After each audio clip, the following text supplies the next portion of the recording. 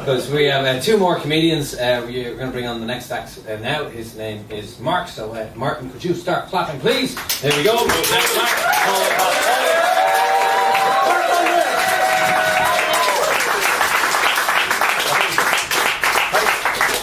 Thanks very much, Dublin. I was thankful with my two friends that arrived to support me. I invited quite a few, but two arrived. One is my wife, so I thought she had to come, and I think the other chap might be after my wife.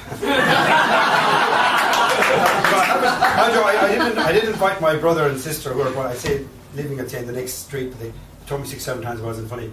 So we'll see about that.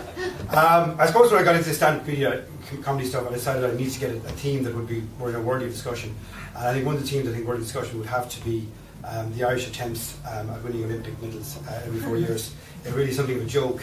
It wasn't always like this. My understanding is that up to 1922, I think with transport and everything, the Irish athletes used to run under different banners. I think they won something like 30 medals in 20 years. But they've won something like 20 medals since then. Typical Irish performance, working for someone else, you'll always do twice as much. Most people have this image, of the Olympics of Carruth jumping around or pouncing around or whatever. But my abiding memory of the Olympics is sitting back home, back in Limerick, where we don't really rate athletics, really. It's hurling or kind of nothing. But anyway, there I was only watching Mind My Own Business, eating a pot noodle. that I cooked myself, and there I started pasty fuck, running along like this white, pasty, unathletic, one-paced plonker, like kind of this kind of useless names you get in dentist waiting rooms, like I don't remember his name, but one of his useless names like was Alan Nolan or Francis Mulholland. But anyway, call him Alan anyway. By the way, Alan you can turn around to anal as well, by the way, it's an acronym. But anyway, this guy was running along anyway, fucking useless. If it was a greyhound he would have been put down. If it was a horse he'd have been gelded. But anyway, what was that? We've gone far enough that. But anyway, running around and I was expecting something gets very injured, something like we'd done our best, that kind of stuff. But no, he did this big fucking rant like after about funding. Who do you think won the race? Kenyans who were barefoot. So I reckon this guy was in the wrong event. His pace said walking, or else maybe it was the wrong Olympics, maybe Special Olympics. Anyway, let's move on. Maybe the fuck was middle class and went to America to college. But anyway, I think what we need to do basically, we need to look for more talent. There's talent out there. I see it every day of the week. Walking around Ballymun, Finglas, Ballythorpe, whatever. I see it walking there. Okay, they're a bit obese, but they have the tracksuits. They have the fucking runners, which are always spotless, aren't they? That's what their pride is. I hope they're doing Ballymun here now.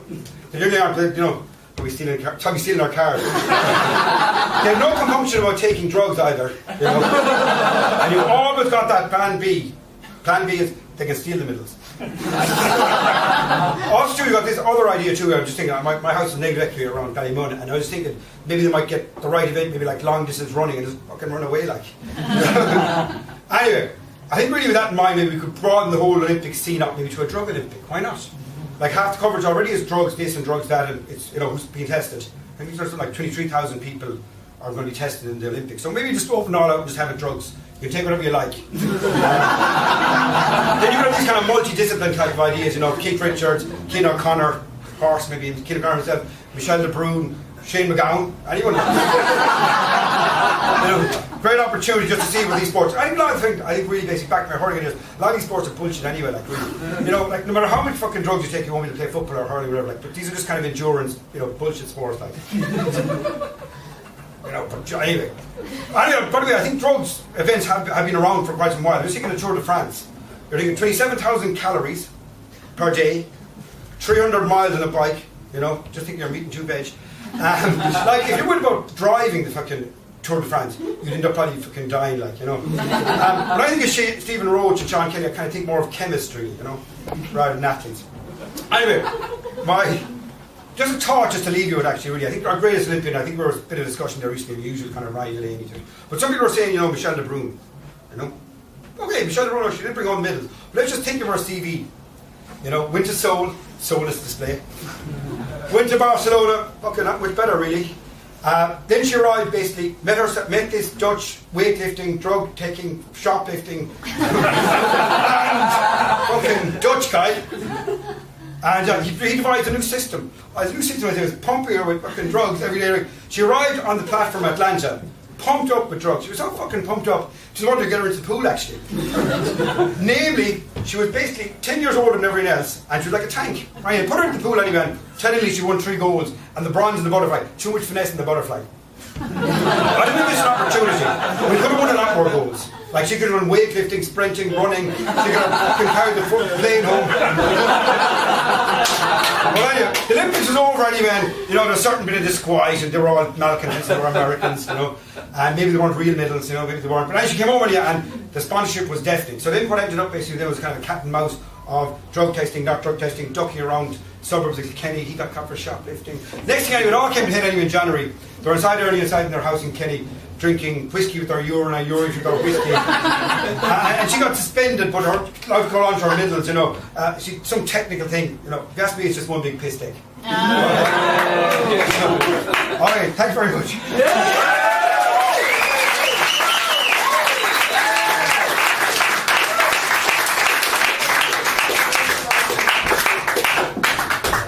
Pretty impressive stuff, guys, huh? Guys, that's amazing. I'm very happy. I'm very impressed. Well, guys, today's it's everybody's first time ever doing stand-up comedy, but it's all I have a first also. I got my very first DVD delivered today. I'm going to Edinburgh to my second show in Edinburgh for the festival, and I'm leaving on Thursday. I'm a day late because I stayed for you guys. That is love. But I said I'd do a little bit of my show. I'm just gonna do like a small 7-minute, 10-minute sect of my show. If you'd like to see it, would you like to see a little bit of my show? My show's on banking. Because I used to be an investment banker, and when I was an investment banker, I bought a house in Florida, a 4-bedroom house with a swimming pool. And I only bought it because I wanted money. And as soon as I had money, I wanted more money because that was the thing at the time. But I got stuck with this house, and then some got stuck with a mortgage debt grip, and I didn't know how to pay it. And despite my best efforts, the bank would not accept the currency of laughter as payment. So this man, some person that I'd never met, a solicitor, a debt collector, turned up at my house. Well, not my house. I wasn't stupid enough to give the bank my real address, but he turned up at my mother's house. And my mum freaked out. She got really scared. I suppose it's because she loved me, but she was like, shouting on the phone, real panicky. Aiden, there's a man here, and you've got to sign a bit of paper. And if you don't sign the paper, you're going to get raped. And if you're going to go to prison, and you're going to get raped, and think your poor mother's sitting at home worried about you. Mom. If I go to prison and I get raped, and I'm thinking of you, then we have a fucking problem. But I don't want anybody scared because of me, certainly not my own mother, so I try and fix the problem. I study, I ask people to know more than me, I even read the Bible since I base my image on him anyway. I might as well see what would Jesus do. Now, I know Jesus never had a mortgage, but he was in court and he was up against Pontius Pilate, and he was the judge, and Pontius says, "Are you Jesus Christ, King of the Jews?" Now Jesus didn't say yes, he didn't say no, he said, "Is it you who's asking?" That's fucking brilliant. Imagine being in the forecourts. "Are you Aidan Killian?" You're talking to me. But see, if Jesus said yes, he's saying yes to being a name, and the courts might have jurisdiction over that name, and even if everything he said is true, fact and honour, he could lose. But if he says no, he's in dispute, thus causing controversy, again the courts would have jurisdiction, and he could lose. So by answering a question with a question, just like a Kerry man, that's ingenious. Now, I know it didn't work out perfectly for Jesus in the end, but I think he was onto something. So I get this call from a private number, and like Mark earlier, I don't answer private numbers normally. Like most people in debt, I don't answer private numbers. But I believe that the universe loves me and likes to give me positive little surprises every now and then. So I say, "Hello? Is that Aidan Killian speaking?" Why would someone ring me if they don't know who I am? Who's speaking, please? "Oh, hi. This is Veronica here from the Bank of Ireland." "Oh, fuck you, universe." Wait, maybe it's not a bad thing. Maybe she's not ringing from the collections department looking for €372,000 that's never going to be paid. Maybe, just maybe she's ringing to tell me the truth. That money, to be more accurate, currency comes from nothing, it's backed by nothing, and therefore all debts and all mortgages are just an illusion. Okay, maybe she's ringing to apologise on behalf of her employers for their greed and corruption that's caused such misery to the beautiful people of this country. So I say, "Hello, Veronica. How can you help me?" Turns out, guys, she wasn't ringing to help me, wasn't ringing to apologise or tell the truth. Rather, she's ringing to ask me for my personal details so she could confirm that I am, in fact, Aidan Killian. But that got me thinking, who am I? I mean, am I Aidan Killian? Am I the name Aidan Killian? That sound, Aidan Killian, Aidan Killian, Aidan Killian. Is that me? What about, am I the name? But that's just, it can't be that. Maybe I'm the name written down, those 12 letters. A-I-D-A-N-K-I-L-L-I-A-N. Is that me? What about my middle name? John, I'm Aidan. John Killian, Aidan. J. Killian, my name. Capital letters or little letters? Or is there a difference? And if there is, why did we learn that shit in school? I mean, am I the legal entity that was set up on my behalf by the state when my parents signed my birth certificate without my consent, may I add? Am I my parents' son?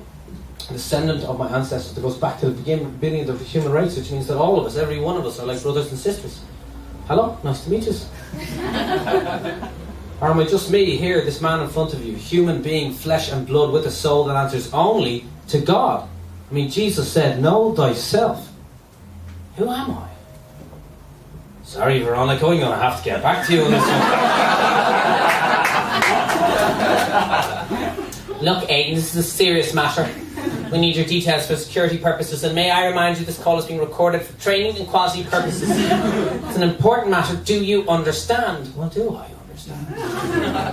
Understand, according to Black's Law's dictionary, means stand under. That's the dictionary that courts and banks use, means stand under. So the question is, do I stand under Veronica from the Bank of Ireland? The answer is no, I don't stand under Veronica or any person at any bank. I don't stand under any person in the world. The only being I stand under is my creator. Or possibly my girlfriend, if that's what it takes. To take her to a place of extreme pleasure. To take her to a place where her soul and my soul become one and dance through the universe, leaving behind nothing but a shadow of bliss. Type of pleasure that most women here will sadly enough never experience. Unless they're dating me. But I can't say that to Veronica at the Bank of Ireland. She'd think I'm some sort of sexual deviant, and for once in her life she'd be right. So I speak in her language, the language that I used to use when I worked in a bank. Hello, Veronica. Of course I'm willing to comply with all of your procedures. However, I have some of my own procedures, the most procedures that I'm authorised to carry out by myself.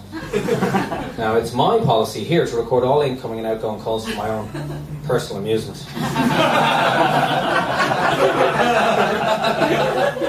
Do you understand? I'm going to ask you a few essential security questions, Veronica, and as soon as you answer these questions, I'll answer whatever you like. But just before I ask those questions, can you please hold? I like the flowers, I like the daffodils, I like the mountains, I like the rolling hills, I like the fireside when the lights are low. Here comes my favourite bit, Veronica. Bum the addy, bum the addy, bum the addy, bum the addy. How are you, Veronica? I'm back. I hope you enjoyed the tune. I know I did. I chose it because it represents beauty, love and nature, everything that's important in the world. But let's get back to those procedures, shall we? Now, as I said, as soon as you answer these questions, I'll answer whatever you like. What is your second name? What's your date of birth? And what's your address? And what's your PPS number? And what are you wearing?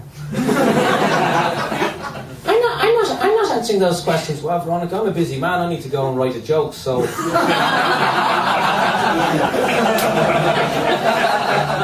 Why don't you give me your mobile number and we can continue this call later on at my convenience? I don't want a stranger ringing me on my private number. Well, you know what, Veronica, you're right. So don't ring me again and fuck off.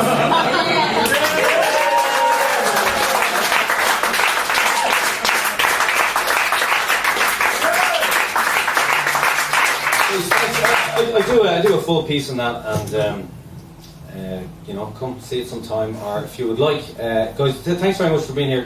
Karina is over there and she's selling my DVDs for a tenner, so if you think you'd like that show, please buy it, and if you don't, have the money bargain winner, because money's just an illusion anyway, like hot needy Irish women. And but guys, I really hope you enjoy the show and come and support comedy. We're here every Wednesday, but there's loads of other live comedy clubs around Dublin and outside Dublin. If you're outside of something, please do it, and come continue to support these guys. I do have certificates for them, but maybe we'll do it from the Gaiety School of Acting. No more, which is kind of cool. So. We'll do it. Well, first of all, how about we just give them one huge round of applause, and then we'll do it real quickly, so it won't be a big, scene. We won't be here for ages. So I think they really were the heroes tonight, guys. It really is a hard thing to do. So if you appreciate their bravery and their funniness and the work they put in, please show your appreciation for all of them together.